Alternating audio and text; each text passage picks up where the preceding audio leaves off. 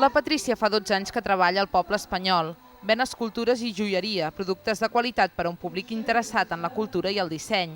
Però aquest perfil, segons els artesans, cada cop visita menys les instal·lacions i, per contra, creix el nombre de turistes amb menor pressupost.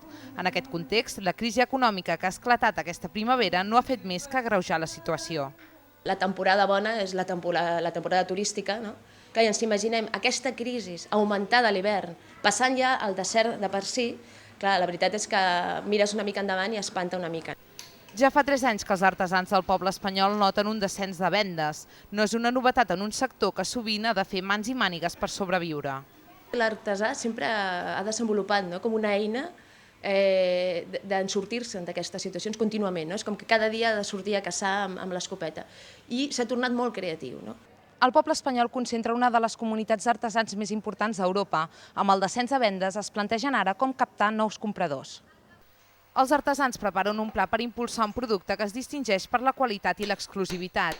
Encara en fase d'anàlisi, les primeres mesures podrien arribar l'any vinent.